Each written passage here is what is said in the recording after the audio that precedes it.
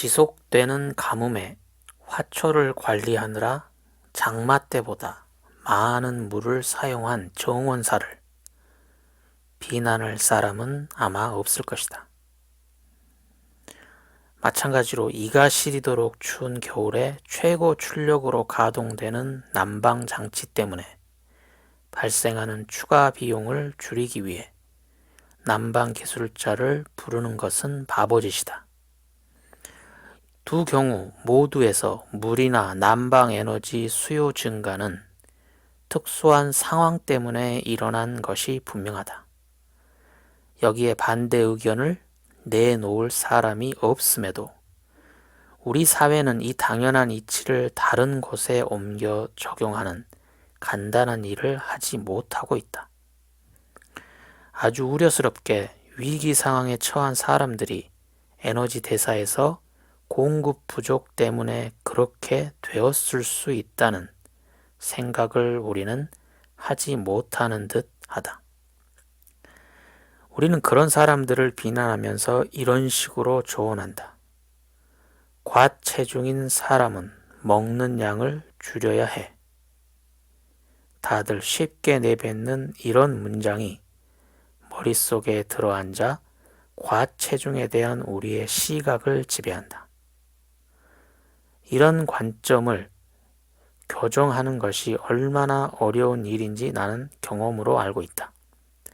그러나 바로 그 교정이 우리의 목표여야 한다. 우리는 과체중과 그 원인을 다시 살펴봐야 한다. 모든 증명수단을 논의 대상으로 삼아 정확히 검토하고 새롭게 평가해야 한다.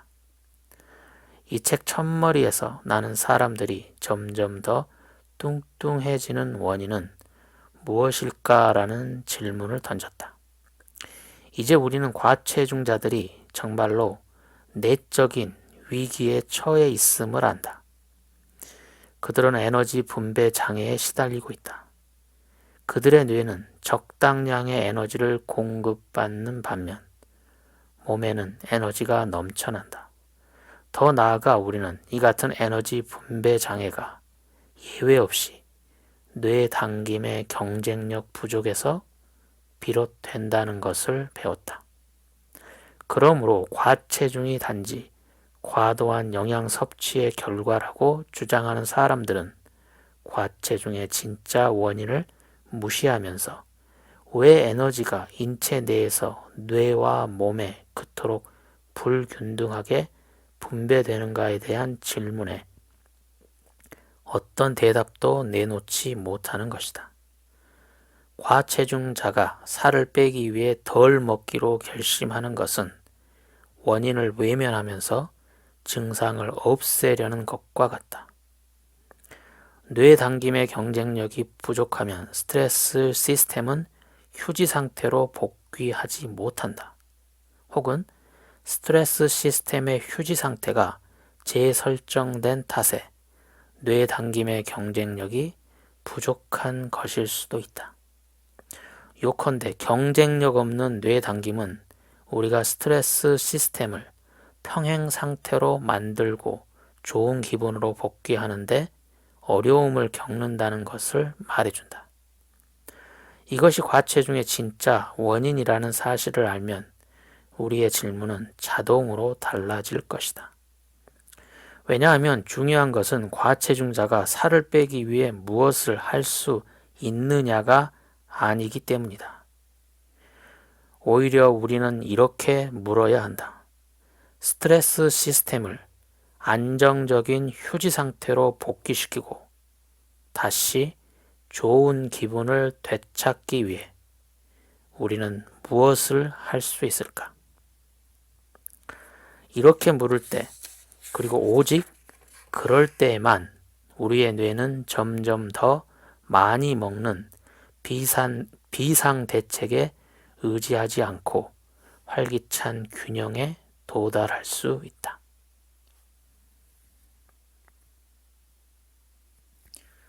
실제로 뇌의 에너지 ATP 충만 정도에서는 과체중자와 정상 체중자 사이의 차이를 발견할 수 없다는 것이다. 설령 차이가 있더라도 최신 측정 방식으로도 포착할 수 없을 만큼 미세하다.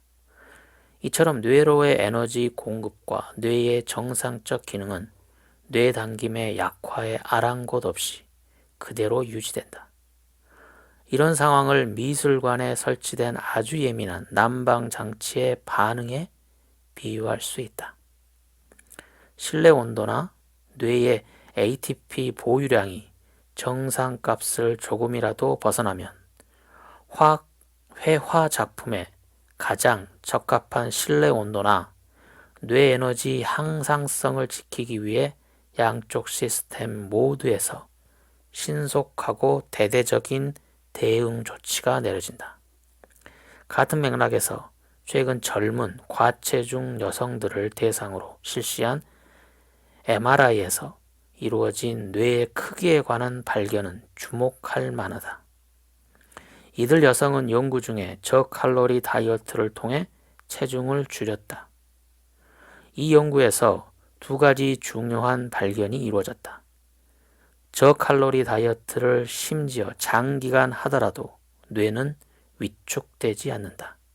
그뿐만 아니라 과체중 여성의 뇌 크기를 정상 체중 여성의 그것과 비교하는 작업도 이루어졌다. 여기에서도 과체중에 대한 우려를 불식시키는 결과가 나왔다.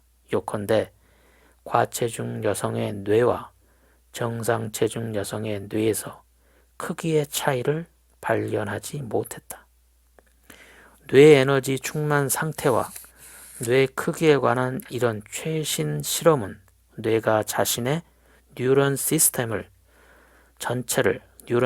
전체를 보존하기 위해 채택하는 자가 공급이라는 기능, 원리가 대단히 튼튼하다는 것을 인상적으로 보여준다.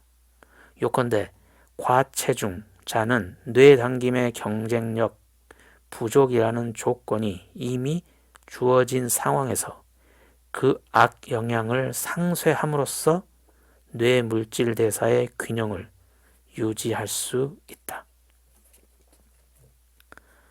새로운 생활 환경은 우리에게 특별한 과제를 안겨주게 마련이다. 영국의 한 연구팀은 존 캠프 같은 대학생들이 새로운 생활 환경에서 받는 심리사회적 스트레스를 연구했다. 피연구자들은 대학 신입생이었다. 피연구자들에게 주어진 부담은 대체로 같았다. 그러나 그 압력에 대처하는 방식은 천차만별이었다. 대학 생활 첫 해가 지나자 피연구자들은 서로 전혀 다른 세 집단으로 분류되었다. 40%의 피연구자는 스트레스 때문에 덜 먹고 체중이 줄었다. 역시 40%의 피연구자는 더 먹고 체중이 늘었다. 오직 20%만이 환경 변화에 흔들리지 않았다. 그들은 식습관이 바뀌지도 않았고 체중이 늘지도 않았다. 이런 결과는 연구자들에게 수수께끼였다.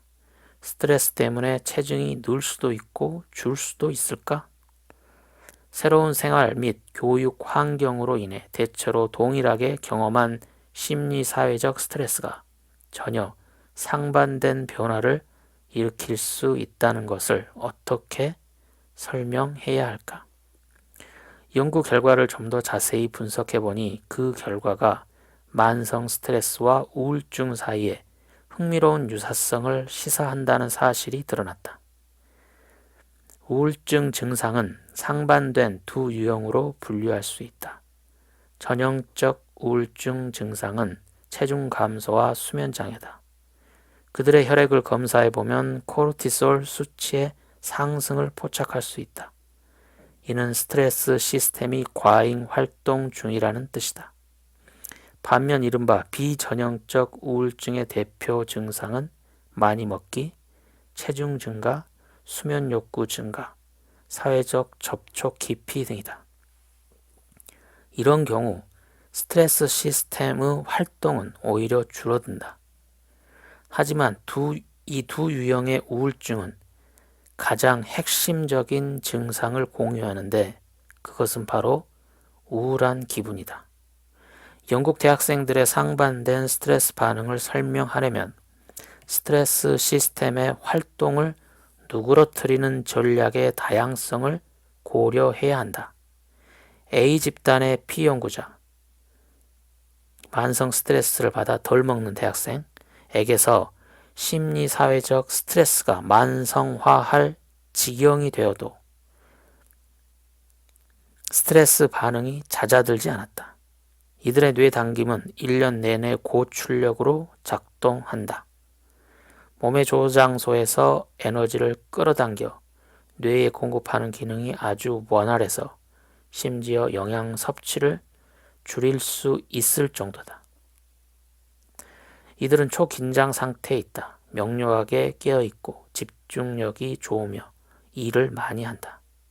그러나 다른 한편으로는 스트레스 호르몬의 폭격, 곧 역동, 항상성 부하를 감지한다. 물론 이들은 대학 생활 첫 해에 맞닥뜨리는 변화와 부담을 버겁게, 힘겹게 느낀다. 그러나 계속 고출력으로 작동하는 스트레스 시스템 덕분에 언제나 다시금 새 에너지를 끌어낼 수 있다. 비록 그러는 동안 체중이 줄기는 하지만 말이다. 반면 B집단의 피연구자, 만성 스트레스를 받아 더 많이 먹는 대학생들은 성취와 적응이라는 부담을 똑같이 받음에도 새로운 상황에 잘 적응했다. 이들의 스트레스 반응 곡선은 대학 생활 첫 해가 진행되는 동안 눈에 띄게 낮았다. 그 원인은 카나비노이드 시스템에 있다. 이 집단의 피연구자에게서는 그 시스템이 더 강한 힘을 발휘하는 것이 분명하다. 이 시스템은 장기적으로 인체에 고유한 진정 물질의 분비를 통해 스트레스 시스템을 제동하고 따라서 뇌 당김을 누그러뜨린다. 이 학생들도 A집단과 똑같이 열심히 산다. 집중해서 공부하고 배우는데 지장이 없다. 적어도 내면적으로는 좀 더 평온하게 지낸다. 그러나 강의를 따라가고 시험에 합격하기 위해 이들의 뇌는 스트레스 시스템이 억제된 상태에서 뇌 당김으로 조달할 수 있는 만큼보다 더 많은 에너지를 필요로 한다. 따라서 다양한 학습 과제를 해결하기 위해서는 외부에서 추가 에너지를 받아들여야 한다. 그러나 추가 에너지를 도입하다 보면 공급 과잉 상태가 거듭 발생한다. 남는 에너지를 어떻게 처리해야 할까? 잉여분은 그냥 저장된다. 따라서 이 집단의 학생들은 대학 생활 첫 해 체중이 는다. 나머지 20%는 또 다른 방식으로 새로운 부담에 대처하는 것처럼 보인다. 이들의 스트레스 극복 전략은 A집단과 B집단의 중간쯤 되고 따라서 체중에도 대체로 변함이 없다고 생각해 볼 수 있다. 하지만 이 나머지 집단의 학생들은 새로운 상황에 부담을 느끼면서도 예컨대 친구들이 아주 잘 도와줘서 실제로 상황에 더 잘 대처하는 것일 수도 있다. 혹은 이것이 가장 좋은 경우겠지만 자존감이 매우 높아서 자신이 새로운 과제를 완벽하게 해결하고 상황을 통제할 수 있다고 느끼는 것일 수도 있다. 이런 경우 이들의 대학 생활 첫 해는 만성 스트레스를 결코 동반하지 않을 것이다. 이 연구를 더욱 흥미롭게 만드는 것은 뇌 당김의 설정 변화가 미래를 예견하게끔 해준다는 사실이다. 적응 기간이 끝나고 틀에 박힌 일상을 시작하더라도 스트레스 대처 전략은 대체로 변화하지 않는다. A집단의 대학생들은 미래에도 내적으로 고출력을 발휘하고 대체로 날씬한 몸매를 유지할 것이다. 반면 B집단은 내적으로 더 평온하며 몸무게가 느는 경향이 있을 것이다. 왜냐하면 두 경우 모두에서 만성 스트레스가 에너지 대사의 근본적인 재프로그래밍을 일으키기 때문이다. 왜 특정한 사람이 A집단이나 B집단에 속하느냐는 대답하기 어려운 질문이다. 우리가 만성 스트레스에 대처하는 전략과 패턴은 다양한 요인에 의해 결정된다. 그러한 요인은 우리가 살아온 삶에서 유래하거나 유전자에서 유래해 때로는 세대를 건너 대물림한다. 만성 스트레스 대처 전략에 대해서는 다다음 장에서 본격적으로 논할 예정이다. 남아있는 질문은 이것이다. 만일 자신의 삶을 원하는 대로 선택할 수 있다면 사람들은 어느 집단에 속하기를 가장 바랄까? 나머지 20% 집단을 잠시 제쳐놓는다면 아마도 많은 이들이 A 집단을 선호할 것이다. A 집단의 대학생들은 이른바 성공 유전자를 지녔다. 그들은 날씬하고 목표의식이 뚜렷하며 참여 의욕이 높고 뇌 당김이 대단히 강하다. 하지만 한 가지 단점이 있다. 이런 식으로 스트레스를 처리하는 사람은 실패를 받아들이는데 능숙하지 못하다. 요컨대 실패를 감당할 수 없다. 자신의 노력이 실패로 돌아갈 위험에 처하면 이들은 우울증에 걸릴 위험이 매우 높다. 반대로 B집단의 대학생은 내적으로 한층 평온하다. 이들의 성취는 인내와 끈기에서 비롯된다. 스트레스 시스템 억제는 이들을 약간 풍만하게 만들지만 우울증으로부터 보호하는 구실도 한다. 하지만 압박과 긴장이 오래 지속되면 두 집단 모두에서 그 효과가 나타난다. 만성 스트레스를 강도 높게 받는 사람은 우울해지거나 뚱뚱해진다. 역동 항상성 부하에 어떻게 반응하느냐가 결정적으로 중요하다. 그 원리는 앞서 런던의 대학 신입생을 대상으로 한 연구를 언급하면서 명확하게 밝힌 바 있다. A집단의 대학생은 스트레스 시스템을 줄곧 고출력으로 가동해 뇌당김의 경쟁력을 유지한다. 이들은 덜 먹고 체중이 줄지만 부하가 너무 커지면 우울증에 걸린다. B집단의 대학생은 스트레스 시스템을 지속적인 부하에 적응시킨다. 즉 스트레스 시스템의 작동을 누그러뜨린다. 이 같은 둔감화의 결과 이들의 뇌당김은 경쟁력을 잃는다. 이들은 더 많이 먹고 체중이 늘지만 우울증에 걸릴 위험은 낮다. 다시 한번 강조하지만 만성 스트레스를 강하게 받는 사람은 조만간 우울증에 걸리거나 뚱뚱해진다. 스트레스 처리는 생각해보면 당연한 일이다. 하지만 우리는 끊임없이 스트레스 처리를 학습한다. 또한 독자들도 이미 짐작하겠지만 스트레스 시스템의 학습이 스트레스 시스템이 학습하는 모든 것은 뇌 당김에 직접 영향을 끼친다. 다음 장들에서는 스트레스 시스템의 프로그래밍이 발휘하는 심층적인 영향력에 대해서 다룰 것이다. 우리의 몸과 뇌의 에너지 공급망을 둘러보는 여행의 새로운 단계라고 할 만하다. 이 논의에서 우리는 어린 시절로 돌아갈 것이다.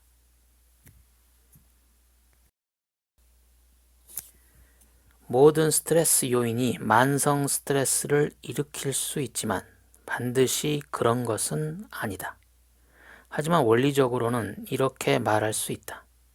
당사자가 각각의 스트레스 요인을 관리하고 상황을 다스릴 수 있다면 만성 스트레스는 발생하지 않는다. 그렇게 할 수 있는 사람은 높은 자존감과 건강을 유지한다. 뇌 구조 또한 건강하게 보존된다. 대처 전략이 풍부하거나 훌륭한 사회 연결망을 보유한 사람에게서는 스트레스 요인이 견딜 만한 스트레스를 일으킨다. 이때 성공적인 대처 전략이라 함은 예컨대 일기 쓰기를 통해 이별을 적극적으로 반추하고 자신의 진정한 욕구를 깨달아 그에 맞게 행동하는 것을 말한다. 어떤 이들은 위기 상황에서 종교적 신앙의 도움으로 힘과 안정을 얻기도 한다. 이처럼 성공적으로 대처하는 사람은 높은 자존감과 건강을 유지하며 뇌 구조를 온전하게 보존한다.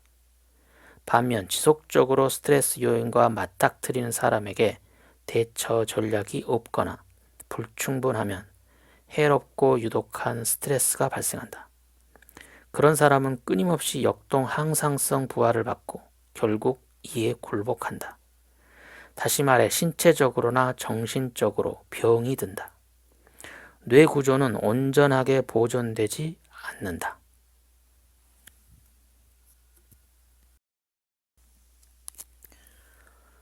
영화관으로 가보자. 영화관 로비의 판매대에서 가장 눈에 띄는 것은 지난 20년 동안 진행된 군것질 거리 판매 단위의 팽창이다. 관람객의 필수품인 콜라병은 점점 커지는 음료컵에 밀려 퇴출당했다. 지금은 콜라를 비롯한 음료를 거대한 1.5리터 용기에 담아 판매한다. 대용량 팝콘도 봉투가 아니라 두레박만한 한 종이통에 담아 판매한다.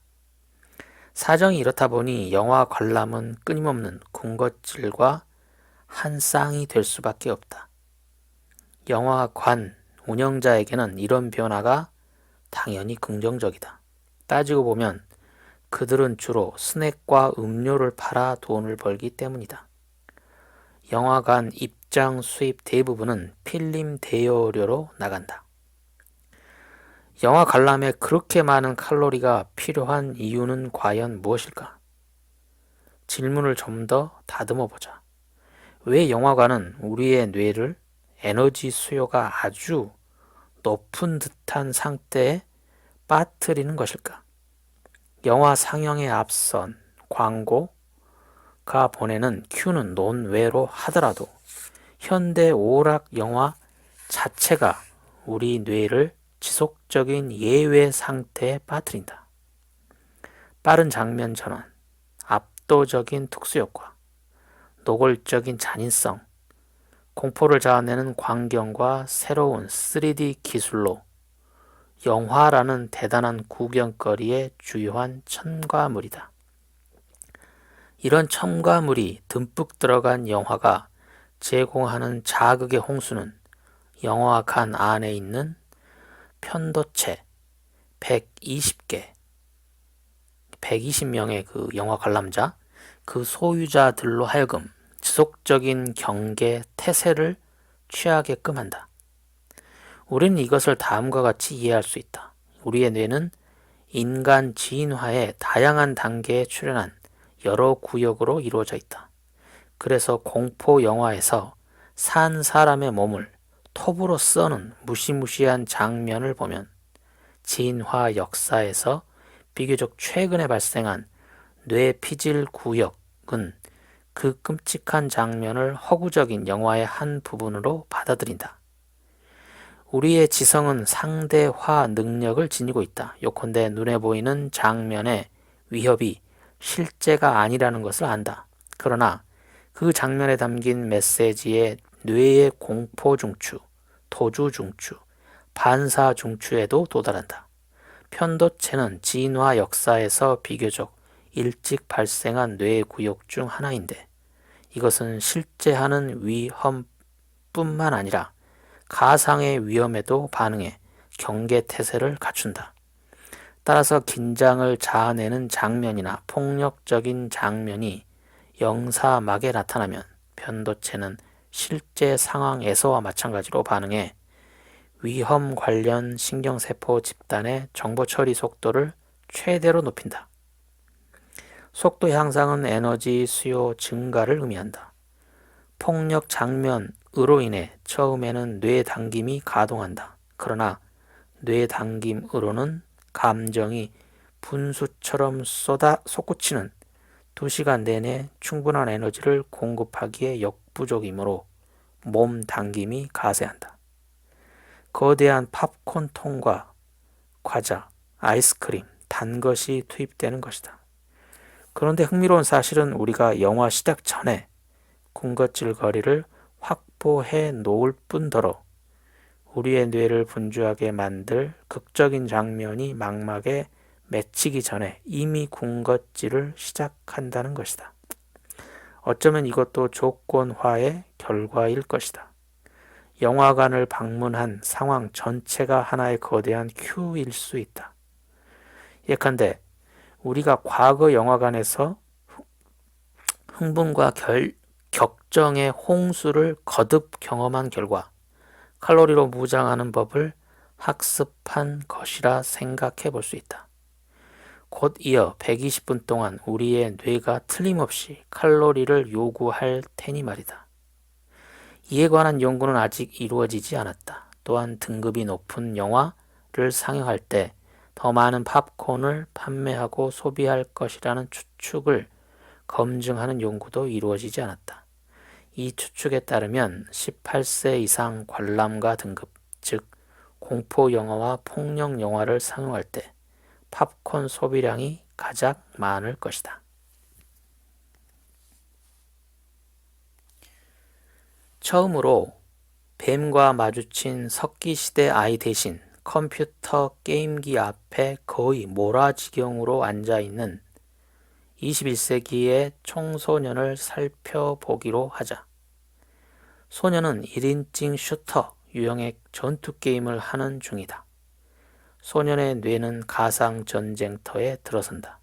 소년은 무기의 방아쇠에 손가락을 걸고 상상의 전쟁터를 누빈다. 언제 어느 방향에서나 총알이 날아올 수 있다. 적들이 건물 모퉁이에 숨어 있다. 죽거나 죽이거나 둘 중 하나다. 몇 시간이 지나고 며칠이 가고 몇 달이 흐른다. 항상 똑같은 것은 게임뿐이다. 겉으로 보면 소년은 움직임이 없다. 심지어 멍하니 있는 듯한 인상마저 풍긴다. 그러나 소년의 내면은 지속적인 스트레스 상태에 처해 있다. 석기시대의 뇌가 한 번도 경험하지 못한 일을 컴퓨터 게임을 하는 사람은 수백만 번 경험한다.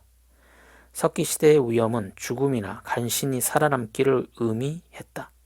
적어도 전투 게임과 유사한 경험은 한순간이지 지속적인 상태가 아니었다. 그렇다면 오늘날 우리가 게임기 앞에서 벌이는 끝없는 전투는 감정 및 물질 대사 학습과 관련해 어떤 의미를 가질까? 구체적인 사례를 들어보자. 데니스는 16세다. 한때 운동에 재능이 있다는 평가를 들었다. 장래가 촉망되는 축구선수였고 오래 달리기에 능했다. 그런데 아이가 가상 전투 게임에 빠져든 것은 벌써 1년 반 전의 일이다. 그때 이후 그 게임과 게임 동호회가 데니스의 생활을 지배해 왔다. 온라인 게임에서는 다른 사람과 겨룰 수 있다. 이런 형태의 게임은 제한이 없기 때문에 특히 문제가 많다. 로그인 상태인 사람들이 항상 있으므로 내가 컴퓨터 앞에 앉아있지 않을 때에도 게임은 계속 진행된다. 따라서 많은 참가자는 오프라인 상태에 있으면 왠지 허전함을 느낀다. 현재 데니스는 하루에 서너 시간 게임을 하므로 아직은 게임 시간이 극단적으로 긴 축에 들지 않는다. 어느새 그 아이는 과체중이 되었다. 스포츠는 포기했다. 학교에서 있었던 달리기 시합에서 말 그대로 뻗어버린 적도 있다. 5000m 경기에 출전했는데 다리가 납덩이처럼 무거웠다. 내면에서 벽을 느꼈고 그 벽에 도달하려 애썼다. 그 벽은 고통스럽게 신호를 보냈다. 여기까지만. 더는 안 돼. 데니스는 900m를 달리고 완전히 탈진해서 주저앉았다. 1000m도 달리지 못하는 16세 소년. 이를 어떻게 설명해야 할까? 청소년의 체력 저하 현상은 서로 밀접하게 연관된 감정학습과 물질대사 학습의 어두운 면이라고 할 수 있다. 데니스가 가상 전쟁 지역의 거리에서 총질을 하는 동안 그 애의 뇌는 내적인 문제 하나를 해결하기 위해 열을 올린다. 데니스가 처음으로 가상 특공대원 역할에 빠져들었을 때 그 애는 지금과 다른 자아였다. 당시 그 애의 뇌가 위험이라는 스트레스 요인에 반응하는 방식은 10만 년 전 이래로 인간의 뇌가 반응해온 방식과 같았다. 즉, 뱀과 마주쳤을 때와 똑같이 근육을 위한 에너지를 준비했다. 하지만 이 에너지는 전투 게임이라는 가상의 지속적 위기에서는 전혀 사용되지 않는다. 왜냐하면 데니스는 손가락과 안구를 움직이는 것 외에는 아무런 동작 없이 모니터 앞에 앉아있기 때문이다. 그 얘의 몸이 타고난 스트레스 에너지 프로그램은 가상 전투 상황에서 헛돈다. 그리고 이 공회전이 불러오는 결과가 있다. 데니스의 스트레스 시스템은 매일 여러 시간 동안 부하를 받았고 그 결과 이제는 적응을 해서 처음 게임을 시작할 때만큼 심하게 호들갑을 떨지 않는다. 그 애의 스트레스, 뇌당김 축은 처음엔 가까스로 감지될 만큼 이동했고 어느새 약해졌다.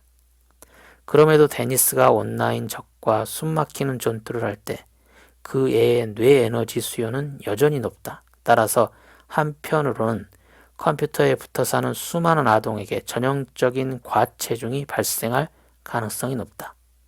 다른 한편으로는 데니스의 경우에서 볼 수 있듯이 실제 삶에서 스포츠 활동을 위한 에너지가 거의 마련되지 않는 상황도 발생할 수 있다. 데니스가 5000m 달리기 도중에 이른 탈진 상태는 꾀병이 아니라 뇌의 부정적인 물질 대사 학습 과정이 빚어낸 결과다. 이미 언급했듯 스포츠 활동 중에는 운동신경계뿐만 아니라 자율신경계와 신경내분비계도 함께 작동한다. 그런데 데니스의 경우에는 자율신경계의 반응이 거의 일어나지 않는다. 지금 달리기 시작하면 그 애의 뇌당김은 더 강해지지 않는다. 포도당은 근육 속에 정체되어 있고 뇌는 충분한 에너지를 공급받지 못한다. 따라서 뇌는 운동 명령을 취소한다. 중추피로, 곧 중추신경계에 에너지 고갈 상태가 발생하는 것이다. 데니스의 경우 뇌당김의 경쟁력 부족은 두 가지 증상을 초래했다. 과체중과 신체 활동 부족이 그것이다. 통념에 따르면 이 두 증상은 별 수 없게끔 연결되어 있다. 신체 활동이 적고 운동을 아주 조금 하는 사람은 언젠가 뚱뚱해지고 뚱뚱한 사람은 굼떠진다고들 한다. 하지만 이 쉬운 설명이 정말로 옳을까? 이 문제는 닭과 달걀 중에 무엇이 먼저냐 하는 문제와 약간 유사하다. 무엇이 먼저일까? 실제로 7세에서 10세 아동 200명을 대상으로 영국에서 실시한 일찍 일어나는 새 연구에서 발견한 바에 따르면 통념과 달리 먼저 과체중이 있은 연후에 비로소 활동 부족이 발생하지 활동 부족이 체중 증가에 선행하지는 않는다고 한다. 요컨대 데니스의 체중이 늘어나는 것은 컴퓨터 앞에 앉아 오랜 시간을 보내 근육에서 칼로리를 너무 적게 소비했기 때문이 전혀 아니다. 오히려 과체중과 활동 부족은 공통의 원인이 빚어낸 증상이다. 그 원인은 뇌당김의 변화, 즉 경쟁력 상실이다. 하지만 좋은 소식도 있다. 프랑스 연구팀에서 나온 이 소식은 물질 대사 장애에 대한 실행 가능한 치료법이 가능하다는 것을 최초로 보여주었다. 이 연구팀은 과체중자가 신체 훈련을 통해 뇌당김을 재강화할 수 있음을 입증했다. 꾸준히 운동을 하면 공복 시 인슐린 수치와 식사 중의 인슐린 분비량이 낮아진다. 그러니 운동을 하는 사람은 칼로리를 태울 뿐 아니라 망가진 뇌당김을 강화하는 일도 하는 셈이다.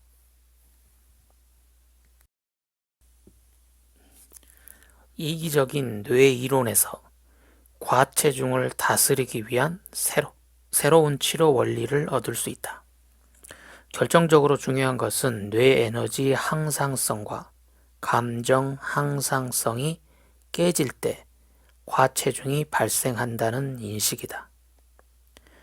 우리가 감정 항상성을 유지할지 여부를 결정하는 주요 주체는 스트레스 시스템이므로 성공적인 치료의 본질적 전제 조건은 우리의 스트레스 시스템이 안정적인 휴지 상태에 도달할 수 있다는 것이다. 더구나 영양 섭취를 늘리거나 약 또는 마약을 사용하는 등의 보조 수단에 의지하지 않아도 스트레스 시스템이 휴지 상태에 도달할 수 있어야 한다. 환자가 뇌 에너지 항상성과 감정 항상성을 회복하는 데 성공하면 그 부수 효과로 환자의 몸무게는 정상화된다. 과체중을 다스리기 위한 이 치료법의 주요 목표는 1차적으로 체중 줄이기가 아니라 환자의 감정 항상성을 회복시키는 것이므로 이런 치료 전략이 감정에 초점을 맞추는 것은 놀라운 일이 아니다. 로스앤젤레스 서던 캘리포니아 대학 캠퍼스 어느 건물에 수수하고 병실 분위기를 풍기는 방에 12살에서 18살 사이의 남녀 청소년 12명이 둥글게 앉아있다.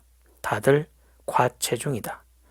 과체중 치료를 위한 심리학 연구 프로젝트에 참가하기로 결심한 아이들이다. 연구를 진행하는 동안 참가자들은 각자 자신이 살아오면서 겪은 힘든 일들에 대해 이야기한다. 많은 참가자들은 자신의 고민과 공경을 털어놓을 기회를 이제껏 한 번도 가져보지 못했다. 한 소년은 여러 해 전부터 지속된 가족 내 갈등이 몹시 부담스럽고, 한 소년은 학교에서 집단 따돌림을 당해 자포자기 상태이며, 또 다른 소년은 몇 달 전부터 일상생활조차 감당하기 어려울 정도로 무기력감을 느끼고 있었다. 모임을 이끄는 가족치료사 로렐 멜리는 질문을 던지고 발언을 유도하고 참가자가 스스로 자신을 돌아보게끔 이끈다. 내 감정은 어떠한가? 나는 슬픔이나 불안이나 죄책감을 느끼는 편인가? 내가 가진 나쁜 감정의 원인을 지목할 수 있을까? 멜리는 여러 해 전부터 이런 집단을 지도해왔다. 나는 2005년 그녀의 모임을 참관할 기회가 있었다. 멜리는 참가자들이 갈등을 정면으로 인지하고 적극적으로 문제를 다루고 해결의 길로 나아가는데 도움이 된다고 여겨지는 훈련 프로그램을 운영한다. 멜린이 접하는 청소년 환자 대다수에서는 해결되지 않은 내면적 혹은 외면적 갈등과 연계된 스트레스가 이미 임상적인 문제로 발전한 상태다. 그들을 상대로 스트레스 검사에 이어 비패를 제공하는 실험을 한다면 많은 피실험자에게서 전형적인 증상을 확인할 것이 뻔하다. 즉 많은 피실험자의 코르티솔 수치는 실험 과정 내내 좀처럼 변화하지 않을 것이다. 이는 만성적인 혹은 과거의 스트레스 질환을 분명하게 암시하는 증거다. 이런 환자에게서는 뇌가 스트레스 요인에 거의 반응하지 않는다. 왜냐하면 이미 오래전부터 그것들에 익숙해져 있기 때문이다. 멜리는 스트레스 질환이 흔히 우울증과 과체중을 동반한다는 것을 여러 해 전부터 주목했다. 그 후 지금까지 다양한 연구를 통해 이들의 연관성이 입증되었고 어느새 과체중이 스트레스 질환의 증상일 수도 있다는 인식이 널리 퍼졌다. 이미 22년 전에 멜리는 젊은이들의 스트레스성 과체중 문제를 원인 제거를 통해 해결하기 위한 치료법을 제시했다. 멜린이 중시하는 것은 식생활에 직접 영향을 끼치기 위한 행동 치료가 아니라 오히려 환자가 심리적 갈등을 스스로 해결할 수 있도록 돕는 전략이다. 해결되지 않는 갈등, 특히 오래 묵은 갈등은 스트레스 학자들이 위안용 음식 섭취라 일컫는 행동을 유발할 수 있다. 위안용 음식 섭취의 목적은 감정 상태를 개선하는 것이다. 하지만 이 같은 위안용 음식 섭취 효과는 심리적 현상에 국한되지 않는다. 우리는 이 효과를 구체적이고 확실하게 설명할 수 있다. 만성 심리사회적 스트레스는 뇌의 물질대사, 생리기능을 변화시킨다. 스트레스 요인에 지속적으로 노출되면 우리의 뇌는 꾸준히 점점 더 많은 에너지를 소비하고 요구한다. 그러면 처음에는 뇌 당김이 더 강력하게 작동해 늘어난 뇌 에너지의 수요를 주로 몸의 에너지 저장소에서 끌어낸 에너지로 충당한다. 이 때문에 많은 경우 만성 스트레스는 체중 감소를 가져온다. 그러나 일부 사람들의 스트레스 시스템은 감당하기 어려운 만성 스트레스 상황에 직면하면 그 상황에 적응하거나 심지어 혹사당해 손상된다. 높은 스트레스 수준이 장기간 지속되면 뇌 당김은 중기 또는 장기적으로 경쟁력을 잃는다. 마치 금속 용수철을 너무 많이 잡아당기면 늘어져 버리는 것처럼 말이다. 그럼에도 스트레스 증후군은 뇌의 에너지 수요를 지속적으로 높인다. 따라서 뇌는 에너지 주문 전략을 뇌 당김 위주에서 몸 당김 위주로 바꾼다. 만성 스트레스를 받은 사람이 자신의 스트레스 시스템과 함께 갈등 상황에 적응하고 극복 전략으로 위안용 음식 섭취를 채택하면 늘어난 뇌의 에너지 수요는 늘어난 음식 섭취량에 의해 충당된다.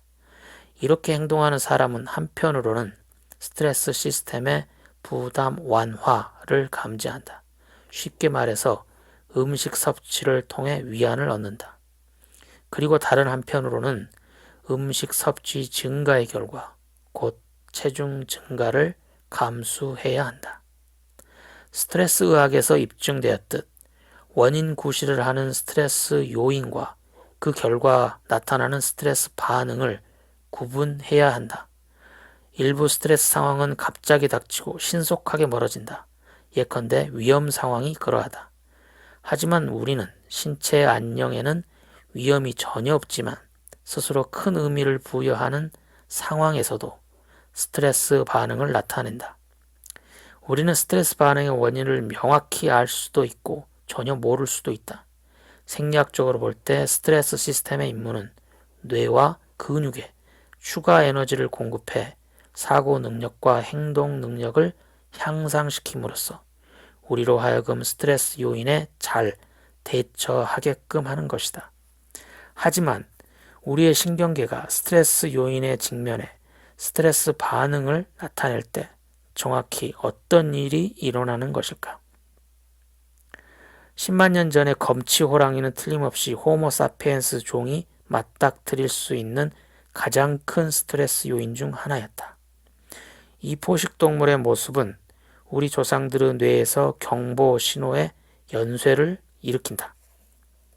하지만 지금과 마찬가지로 당시에도 급성 스트레스의 교란작용은 신경과 호르몬에만 국한되지 않았다. 스트레스 요인은 뇌의 에너지 수요와 주문도 증가시켰다.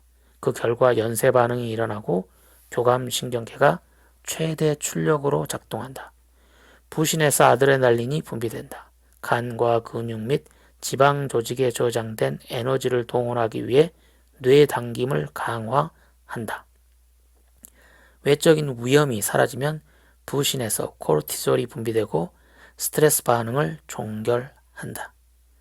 검치 호랑이는 멸종한 지 오래고 우리 현대인의 목숨이 위태로울 상황에 맞닥뜨리는 일은 다행히 드물다. 오늘날에는 다른 요인들이 우리의 안정과 내적인 균형을 깨트린다. 이른바 심리사회적 스트레스 요인이 그것이다. 그리고 이런 스트레스 요인은 몇 초 동안 우리를 괴롭힌 다음에도 간단히 사라지지 않는 고약한 습성을 지녔다. 급성 위험 상황은 짧은 시간 동안만 지속한다는 장점이 있다. 이 경우에는 위험 이전, 위험 도중, 위험 이후가 명확히 구분된다. 따라서 내적인 스트레스 반응의 진행 곡선이 가파르게 상승했다가 하강한다. 반면 심리사회적 스트레스는 훨씬 더 미묘하다. 상사와 단 한 번 싸운 결과 직장 생활이 꽤 오랫동안 고달플 수 있다. 느닷없이 분노를 터뜨리곤 하는 아버지는 가족으로 하여금 항상 심리적 압박을 느끼게끔 한다. 왜냐하면 아버지의 분노가 언제 다시 폭발할지 전혀 알 수 없기 때문이다. 교실에서의 반목도 장시간의 고통을 유발할 수 있다. 불확실성이 반복에 대한 두려움을 키우고 내면적, 외면적 위축을 일으킨다. 요컨대 심리사회적 스트레스는 흔히 예측 불가능하며 감당하기 어려운 주변 상황으로 인해 발생한다. 심리사회적 스트레스 요인은 도처에 있고 우리는 흔히 아무런 준비 없이 그것들과 맞닥뜨린다. 그럴 때 우리를 도울 수 있는 것은 심리사회적 스트레스를 감당하고 누그러뜨리는 행동 양식, 곧 대처 전략이다. 그런데 이 대목에서 꼭 짚어야 할 까다로운 문제는 우리가 다양하기 짝이 없는 스트레스 요인에 대처하는 방법을 부모로부터 배우는 것이 최선이라는 점이다. 만일 아이들 앞에서 부모가 자신의 스트레스에 능숙하게 대처하지 못한다면 어떻게 될까? 심리사회적 스트레스에 시달리는 아동은 실제로 자신의 내적인 균형을 공고하게 하는 대처 전략을 갖추지 못한 경우가 많다. 로렐 멜리는 이 소중한 능력을 자기 돌봄 능력이라고 일컫는다. 성서의 명령, 너 이웃을 너 자신처럼 사랑하라 에도 나오는 자기 사랑과 자존감 또한 자기 돌봄과 밀접한 관련이 있다. 따라서 멜린의 치료법은 참가자들의 의식을 훈련시키는 것을 기본으로 삼는다.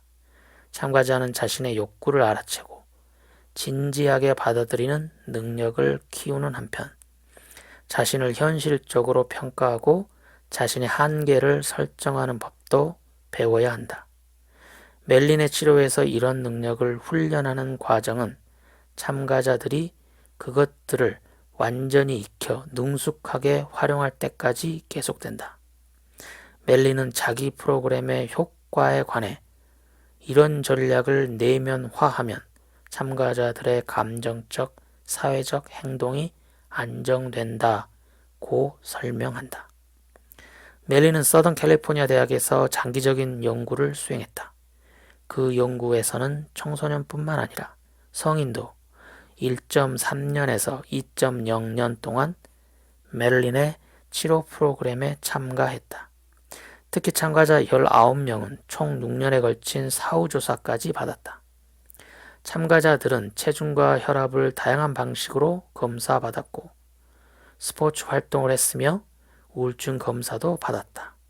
또한 대처 전략을 익히기 위한 한두 시간짜리 모임을 일주일 간격으로 18회 가졌다. 더 나아가 그들은 그런 전략을 정기적으로 연습할 것을 약속했다. 그 연습이란 자기 돌봄과 관련 있는 질문을 던지는 것이다. 내 감정은 어떠한가? 나는 압박감을 느끼는가? 만일 느낀다면 구체적으로 어떤 압박감인가? 내 고통을 유발하는 원인은 무엇인가? 그 원인이 내게 전달하려는 메시지는 무엇인가? 그 원인을 극복하려면 어떻게 해야 할까? 누군가 혹은 무언가의 도움이 필요할까? 나 자신과 타인들에 대한 내 기대는 현실적인가? 내 생각은 긍정적이고 진취적인가? 이런 질문은 자기 내면을 더 잘 받아들이고 감정을 더 안정시키는 데 도움이 된다. 그리고 사람은 감정적으로 안정을 찾으면 극단적인 행동을 덜 하는 경향이 있다. 교수이기도 한 멜린은 이렇게 덧붙인다. 현대 세계의 심리사회적 스트레스와 개인적 실패 그리고 혼란스러운 생활 때문에 오늘날 우리 대부분은 우리 조상들에게 필요했던 것보다 더 발달된 내적 능력을 가질 필요가 있다. 그런 능력이 없으면 우리는 자기 내면에 접근할 통로를 잃고 감정적으로 퇴화하고 과도한 음식 섭취나 노동이나 음주에 빠져들 위험에 처한다. 오로지 우리가 자신의 문제를 직시할 때 외적인 상황뿐 아니라 내적인 감정도 지속 가능한 방식으로 변화한다. 새로운 갈등 및 문제 해결 전략은 우리를 스트레스 상황에서 무력해지거나 힘겨워 하지 않게끔 해준다. 왜냐하면 그런 전략은 우리에게 상황을 어느 정도 통제할 기회를 되돌려주기 때문이다. 그 효과는 일시적인 갈등 해결과 해방감 제공에 그치지 않는다. 스트레스 시스템의 부담이 지속적으로 줄어들면 스트레스에 적절하고 유연하게 반응하는 그 시스템의 능력을 재생시킬 수 있다. 또한 이러한 식으로 뇌 당김 기능을 훈련하고 강화할 수 있다. 우리를 건강하게 만들어줄 사람이나 의학을 아무리 원한다 할지라도 많은 병 앞에서는 이런 바람이 비현실적이다. 멜린의 치료법에서 얻을 수 있는 중요한 교훈은 이렇다. 즉, 건강은 상품이 아니라는 것이다. 건강은 누가 누구에게 제공할 수 있는 물건도 아니고 단추 하나만 누르면 얻을 수 있는 제품도 아니다. 어떤 의사도, 어떤 병원도, 어떤 다이어트도 우리에게 건강을 줄 수는 없다. 건강은 각자가 적극적으로 나서서 불러들여야 한다. 특히 에너지를 불러들이는 뇌의 능력, 뇌 당김에 문제가 생겨서 건강을 잃었다면 해결책은 당연히 건강을 불러들이는 것 아니겠는가. 멋진 몸매와 마찬가지로 건강한 뇌 물질 대사를 얻기 위해서도 훈련이 필요하다. 바꿔 말해서 건강을 얻고 유지하느냐 마느냐는 우리가 내적인 균형을 유지하고 회복할 수 있느냐에 달려있다. 기본적으로 우리는 일찍이 단세포 동물이 채택한 방침에 따라 살아간다. 상황과 기분이 나쁘면 행동을 바꾸는 것이 바람직하다. 그리고 이를 통해 상황과 기분이 좋아지면 새로운 행동을 유지하는 것이 바람직하다. 이때 최고의 길잡이는 우리의 감정이다. 만일 감정의 길잡이 기능을 이용할 수 없다면 문제가 발생한다. 어떤 사람은 자기 감정을 알아채지 못하다시피 하고 또 어떤 사람은 어렴풋이 알아채기만 할 뿐 세밀하게 분류하지 못한다. 이렇게 자기 감정에 이르는 길이 막힌 원인은 교육 때문일 수도 있고 스스로의 학습 경험 때문일 수도 있다. 일반적으로 우리는 내면의 감정 세계로 통하는 문이 잠겼다는 것을 전혀 의식하지 못한다. 혹은 우리 자신이 그 문을 잠갔다는 것, 어쩌면 그런 다음 그 문의 열쇠를 잃어버리기까지 했다는 것을 전혀 의식하지 못한다. 이제 그 열쇠를 찾아 나설 필요가 있다. 왜냐하면 자신의 참된 감정과 욕구에 접근할 수 없을 때 우리는 극단으로 치우칠 위험에 처하기 때문이다. 그럴 때 우리는 특정 행동을 너무 많이 하거나 등한시하는 경향이 있다. 예컨대 일을 너무 많이 하거나 사회적으로 움츠러들어 대인관계를 회피한다. 원리적으로 이런 행동 패턴은 우리가 안정을 찾기 위해 채택하는 저급한 해결 전략일 따름이다.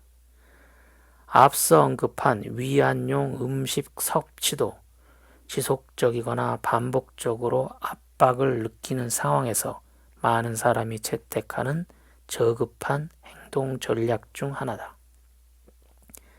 그런 상황은 급격한 기분 변화, 우울증, 스트레스성 뇌당김 과부하를 전형적으로 동반할 수 있다.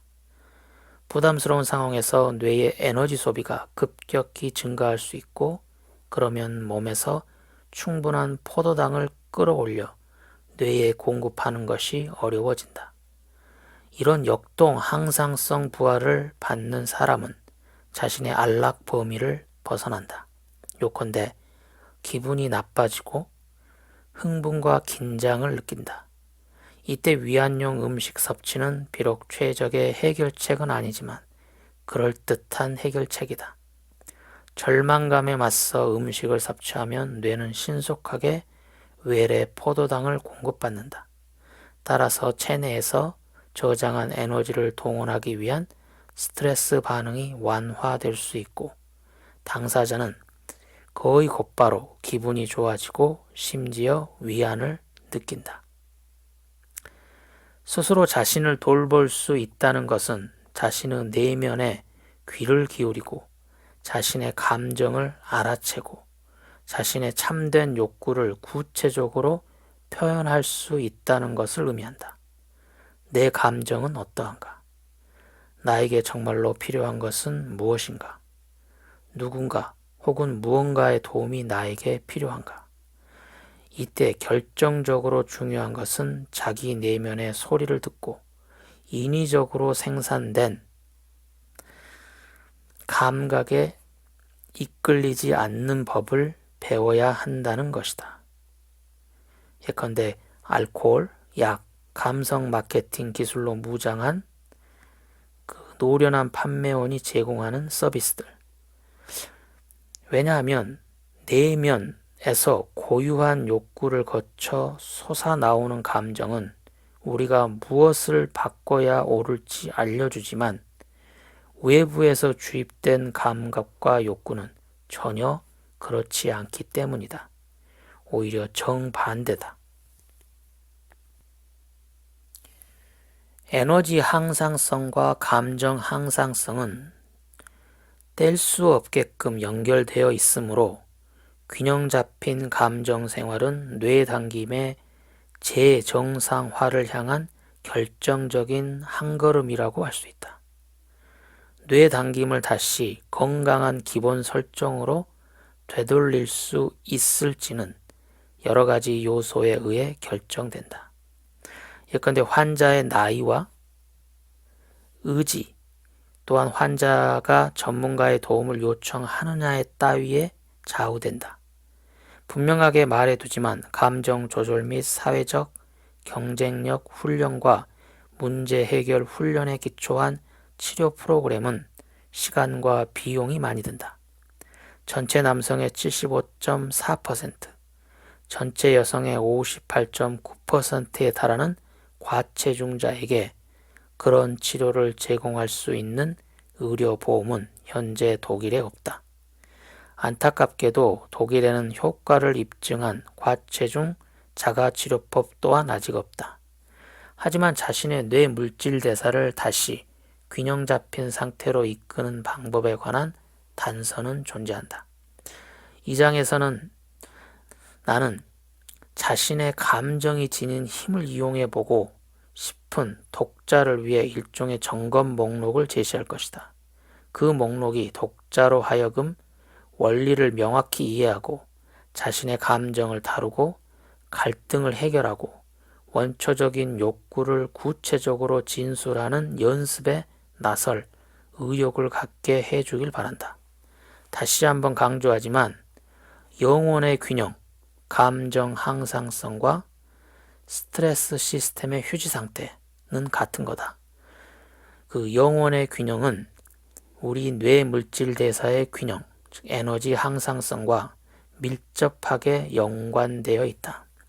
이 두 균형이 어떤 상태에 있느냐가 몸무게를 결정한다. 따라서 내면의 공경은 불만과 불행을 가져올 뿐 아니라 몸의 에너지 경제에도 중대한 영향을 끼친다.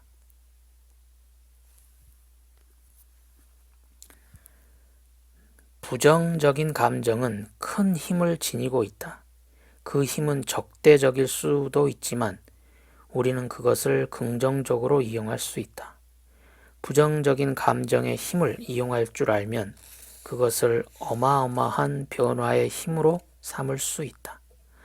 이런 심리학적 지식은 새로운 것이 아니다.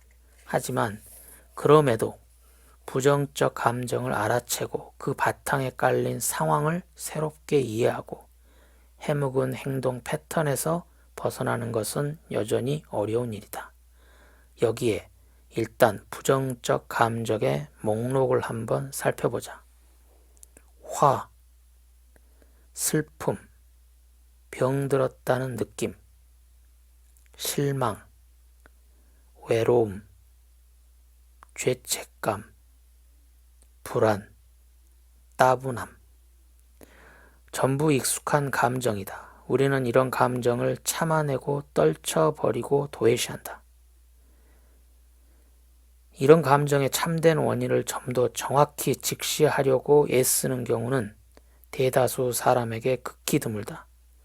그러나 이런 감정의 기원을 알아야 비로소 우리는 그것들을 제대로 다스리고 과거의 행동 패턴과 영구적으로 단절하기 위한 추진력을 얻을 수 있다.